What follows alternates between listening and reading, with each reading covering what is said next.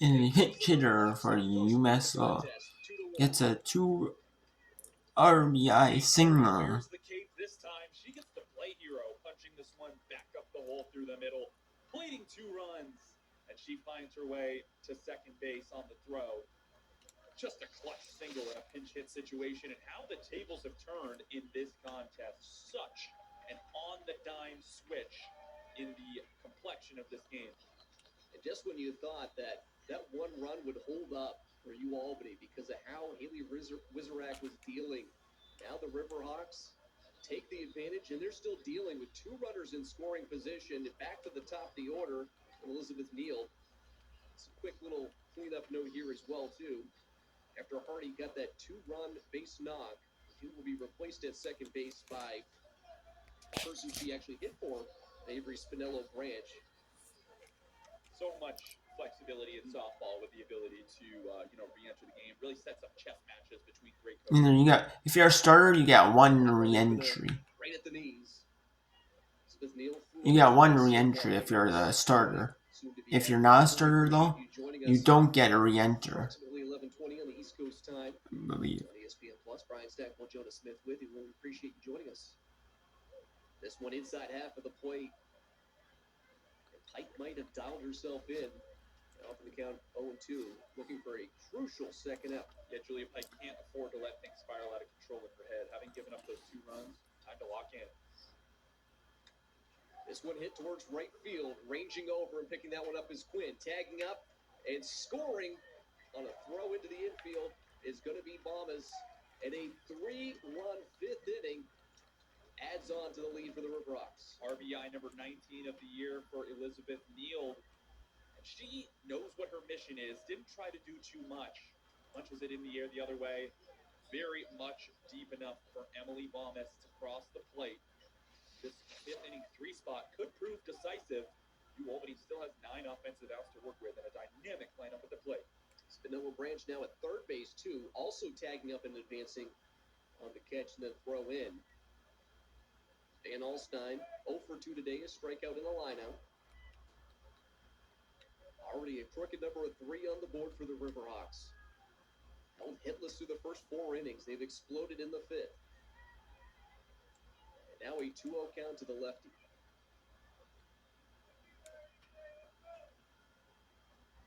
Coming up after this one, we'll see the host team, the number 5 ranked Maine Black Bears, taking on the 2-seeded Binghamton Bearcats.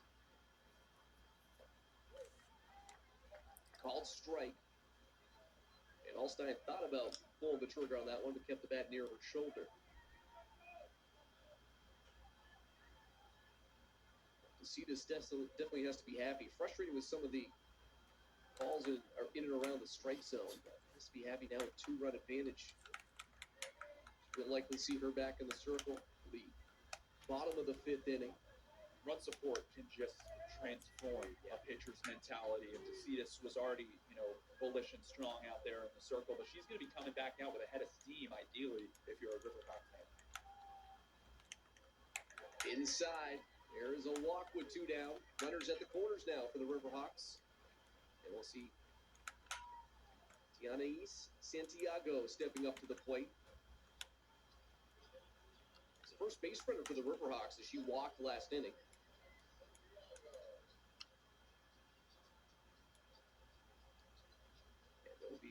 Visit in the circle. If this is the day for Julia Pike or not. Looks like she's going to stay put.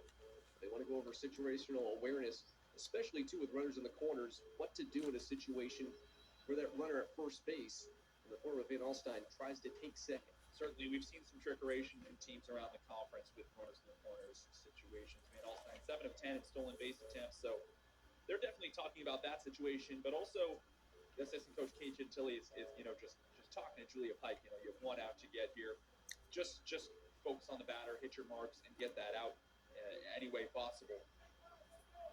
Great coaching staff with Albany through and through. We talk about consistency too, and years served, just the constant.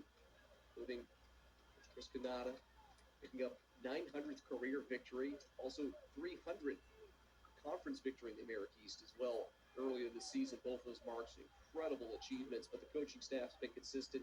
They know how to win. They're just hoping to put together the rest of this half inning and then some good offensive outputs in the bottom of these frames. Santiago swings through that one back to the net again. Nice rip by Santiago. You know she's hungry for more RBI. Wind blowing across the field from left field. Quintanilla in the on-deck circle. Should this inning continue past this at-bat? The 1-1. Hit towards the third base with a hot corner. Anderson knocks it down, but another run scores. Santiago sent that one for a ride. And too hot to handle for Anderson at third. Now that was a fireball hit the other way. Opposite field, smoked it directly to Anderson.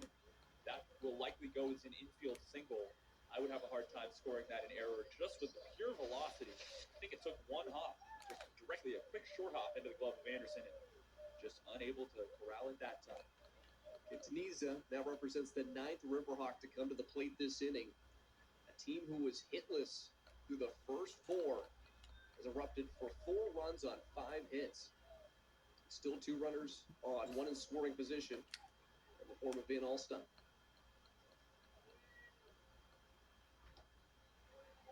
One missing, 1-1 now the count. Quintanilla.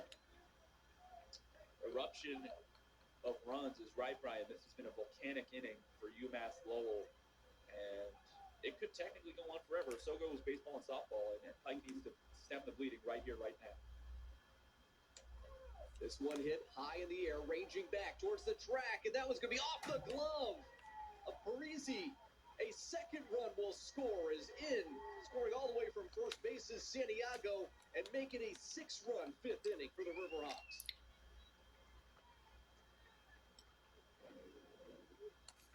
This inning has gone from simply explosive to absolutely nuclear. No big flies from the Riverhawks, but an extra base hit here from Quintanilla to clear the bases once again. And just a tough outing for Julia Pike. Came in a situation where she was called upon to shut down the inning, and UMass Lowell zeroed in on the softball and have punched it all over the field so far in the top of the 5th. And we will have a new pitcher for you, Albany. All the details coming your way when we come back on ESPN+.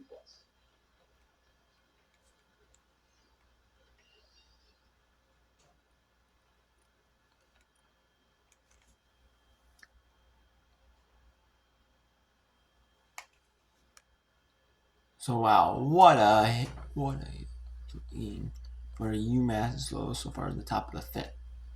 What a that is what you want to see.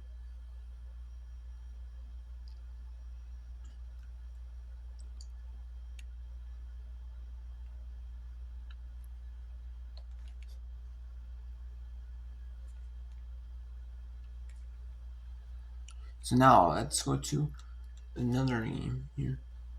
Let's actually go to Tulsa bets. Tulsa's at bets.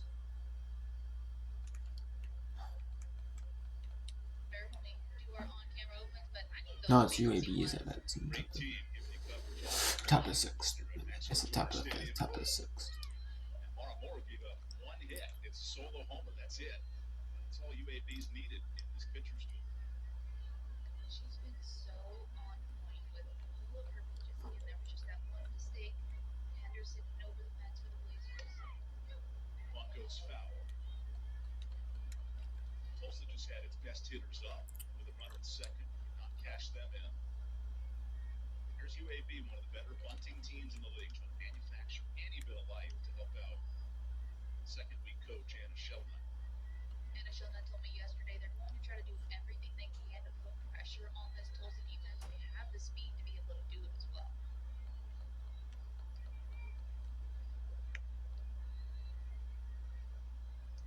You know, Tulsa's ready for it. You see the way that their infield is pulled in, especially on some of these slap hitters for the Blazers. We've seen them play great defensively behind Mara Moore as well. You just can't defend a home run.